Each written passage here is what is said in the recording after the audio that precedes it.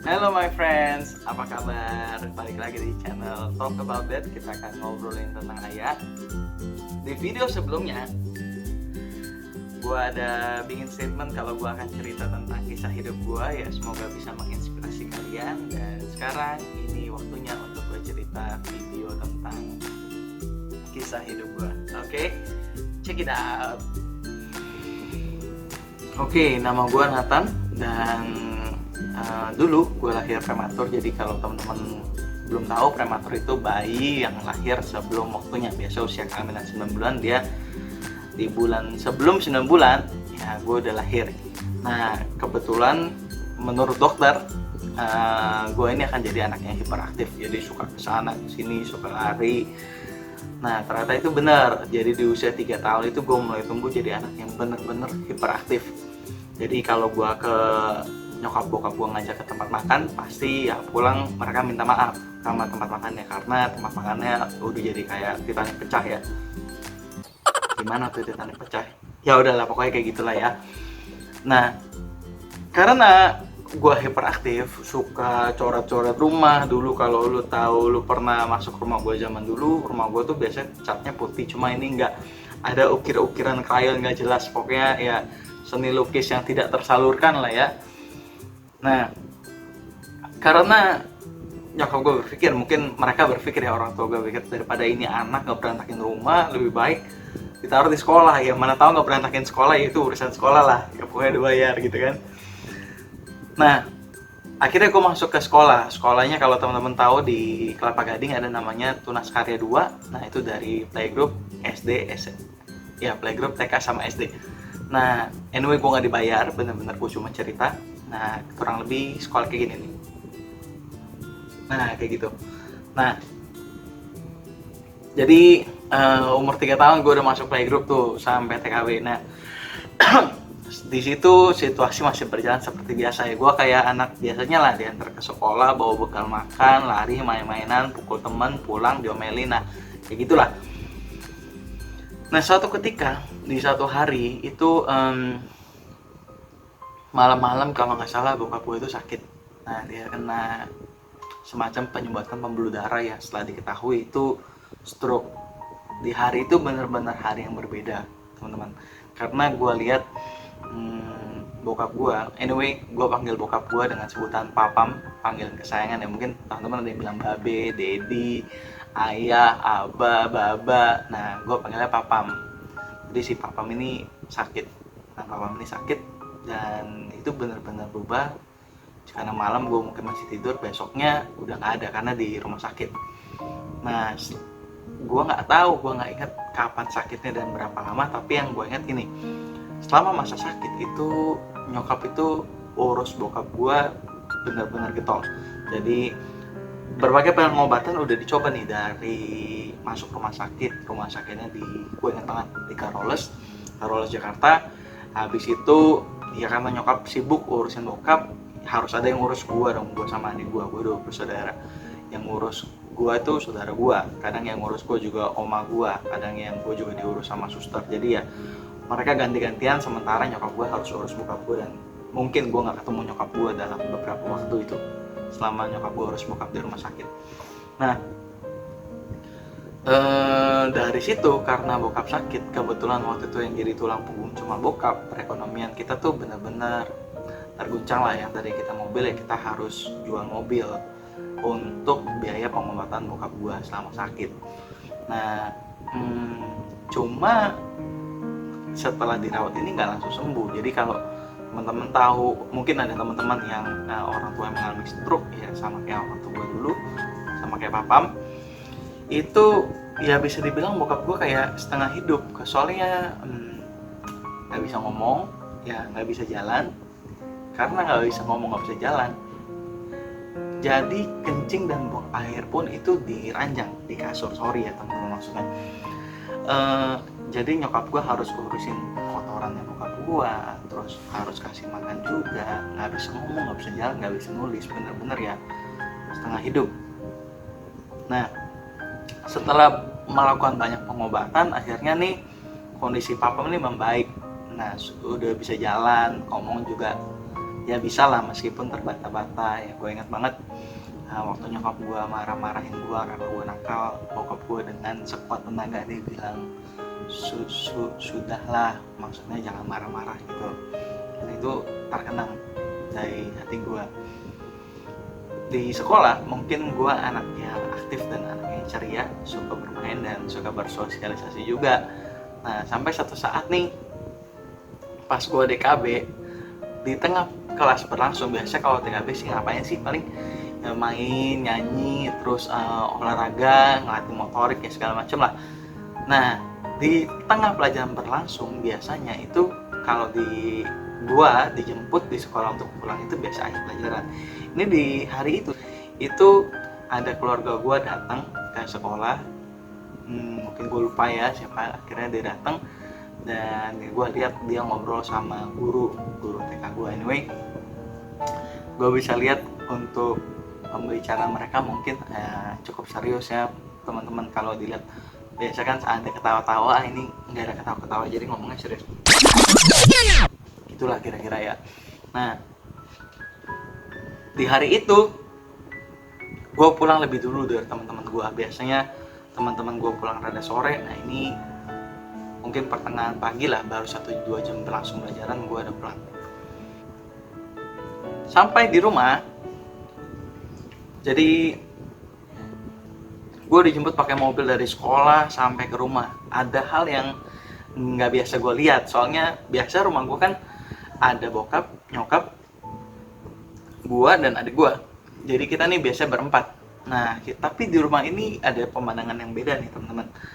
Pas gue mau masuk rumah, buka pagar gue yang warna putih, pas gue lihat itu banyak orang ngerumunin tempat pintu. Jadi pintu rumah gue tuh udah banyak orang, isinya banyak orang. Dan di situ di depan pintu ada ranjang. Di situ gue lihat dari jauh, gue lihat kayaknya bokap gue lagi tiduran di ranjang. Mungkin dia kena serangan lagi atau enggak, gue nggak tahu. Cuma dari situ banyak orang yang ngomong ini itu karena berisik dan mereka mungkin panik. Jadi gue nggak ngerti apa yang gue lihat saat itu.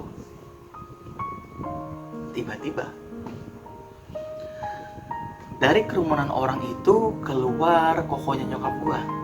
Jadi kalau nggak tahu koko tuh kakak laki-laki dari nyokap gue, dia keluar. Dan dia keluar, dia samperin gue, terus dia pegang pundak gue, dia bilang gini, Nathan, papa udah nggak ada. Nah ya di momen itu gimana ya,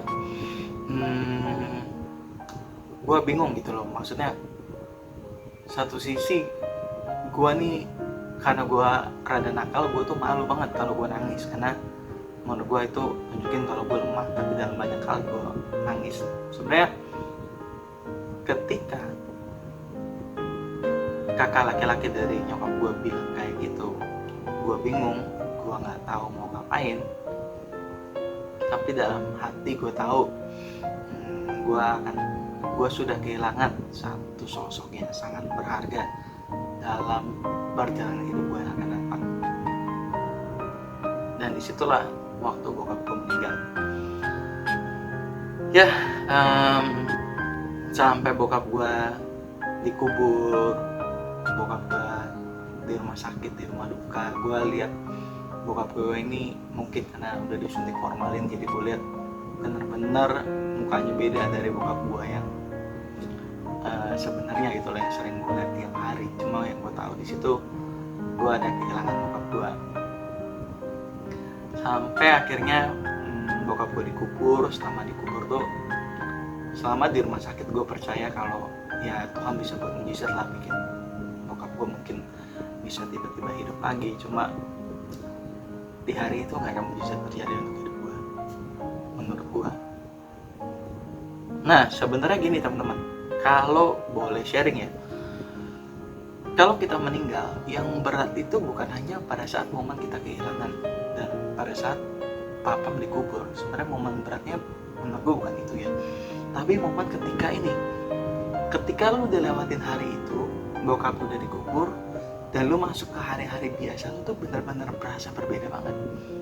Yang biasa gue liat nyokap gue ngurus, sekarang nyokap gue diam. Yang biasanya rame ngobrol, sekarang ya kita diem di mana, nggak tahu mau bahas apa di rumah itu saat itu. Ya, jadi di momen itu hari terus berlanjut.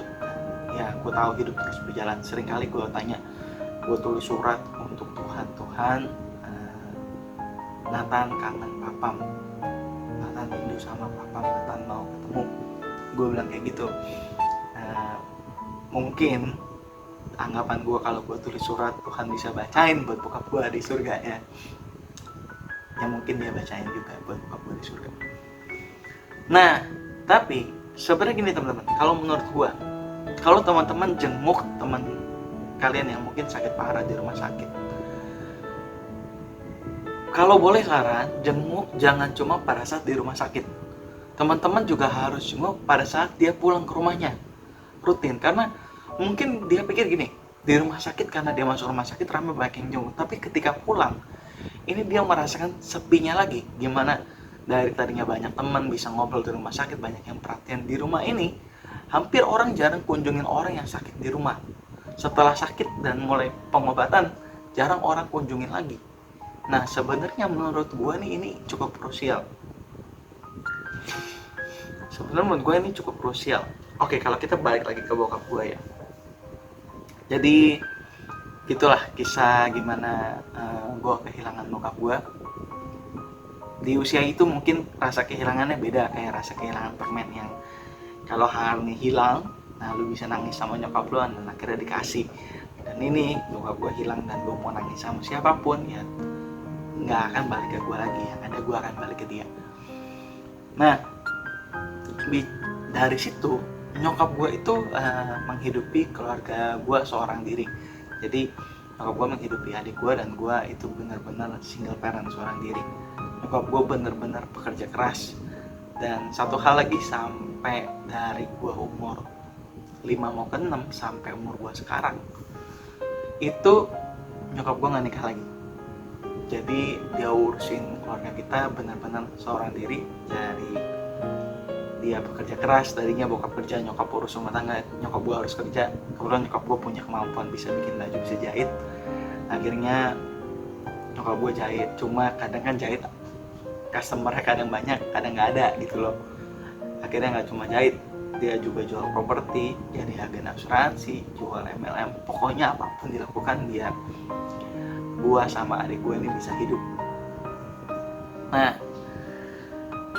tumbuh jadi anak yang punya figur papa yang hilang, dan gua nggak mau, ibaratnya bukan nggak mau ya, gua menutupi kesedihan gua dalam bentuk gue ini jadi anak yang happy banget, yang nakal. Jadi gue keliling kelas, suka isengin orang. Setelah gue pikir, bentuk nakal gue itu adalah bentuk caper men, cari perhatian bro and sis. Jadi gue pikir kalau gue nakal ini banyak orang yang tadinya nggak perhatiin gue jadi perhatiin gue. Di situ juga mungkin karena gue nakal itu gue suka dipanggil ke ruang kepala sekolah. Bukan cuma gue sih, sebenarnya orang tua gue juga. Di situ mungkin orang tua gue punya waktu sama gue, setelah selama ini orang tua gue benar-benar harus sibuk cari uang untuk bisa menghidupi gue. Tapi gini teman-teman, yang gue mau sharingin adalah ketika lu kehilangan figur seorang ayah, jujur figur seorang ayah ini penting. Tapi ketika lo kehilangan, percaya deh, Tuhan akan melakukan berbagai cara dengan menempatkan orang-orang yang tepat untuk bisa menuntun hidup lo. Jadi figur seorang ayah seharusnya kan memberi teladan. Nah, ketika figur seorang ayah ini hilang, Tuhan menempatkan orang-orang tepat untuk bisa lo teladani. Contohnya, jadi pas gue SD ada gue masuk ibadah di gereja gue dan ada kakak pembina gue, namanya Kak Deborah, itu di gue SD. Nah dia tuh salah satu orang yang menurut gue care sama gue.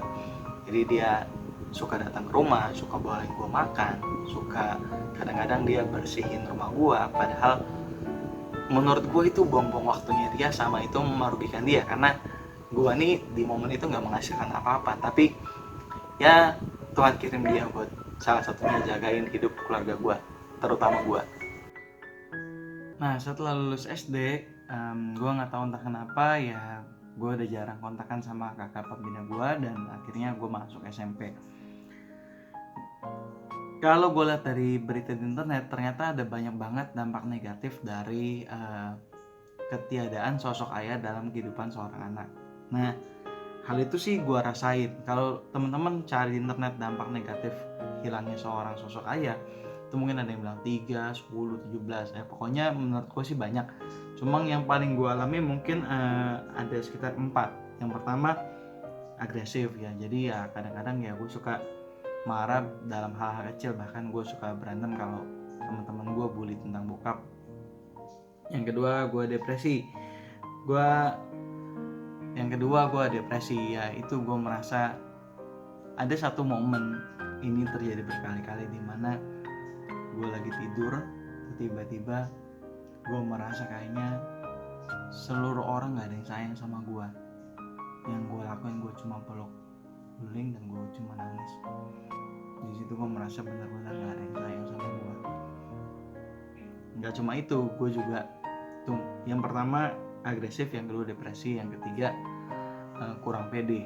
Jadi gue dulu kalau dipanggil nama, sebutkan nama kalian masing-masing, gue nih salah satu orang yang benar-benar malu nyebutin nama gue. Entah kenapa gue nggak tahu. Sampai, nah itu tuh pulihnya tuh pada saat gue mungkin SMA, gue merasa gue punya banyak kemampuan yang bisa gue kembangkan. Nah di situ baru gue mulai merasa pede nyebut nama gue karena gue punya kemampuan. Sebelumnya kalau di SMP gue benar-benar malu nyebut nama gue, Nathan. Nggak bisa sepede tadi. Nah, nggak cuma agresif, depresi, kurang percaya diri, dan gue juga ya salah satu masuk pergaulan yang salah. Yang menarik gini teman-teman, yang gue lihat dari pergaulan gue di SMP, teman-teman lingkungan gue yang bergaul sama gue, ya mereka mungkin merokok dan gue juga pernah merokok, tapi nggak lama karena gue suka basket. Jadi gue pikir rokok ini akan nggak bikin skill basket gue tambah jago. Dulu gue suka basket, nah itu salah satu kemampuan yang mungkin gue bisa pede. Akhirnya gini, ketika gue lihat dari teman-teman gue yang pergaulan salah, mereka juga punya masalah dengan orang tua mereka, men. Ada yang misalkan orang tuanya suka pukul mereka, atau orang tuanya jarang pulang, atau kerja cuma maki-maki mereka. Nah, jadi perkumpulan dengan orang-orang punya penderitaan yang sama itu membentuk satu kedekatan. Nah, itu sebenarnya nggak benar juga ya. Harusnya ada penyuluhan tentang figur ayah di sekolah, bagaimana menghadapi kalau ayah kita tuh pemarah, atau bagaimana menghadapi itu kalau ayah kita tuh jarang pulang. Nah, ini harus diajarin, kalau enggak ya kita masuk dalam pergaulan yang salah. Menurut gue sih seperti itu. Nah, sampai satu ketika di SMP itu gue pindah gereja dan ada satu kesempatan di mana gue ditawarkan untuk jadi asisten kakak pembina. Nah, asisten kakak pembina ini gue langsung inget Kak Deborah yang tadi gue ceritain. Itu bener-bener menurut gue asisten kakak pembina itu merupakan peran yang hebat. Jadi gue mau terlibat di situ.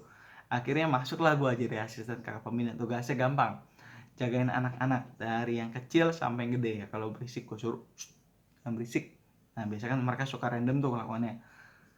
Dari membina anak-anak itu, gue lihat ternyata banyak anak yang kehilangan sosok ayah dalam hidupnya dia.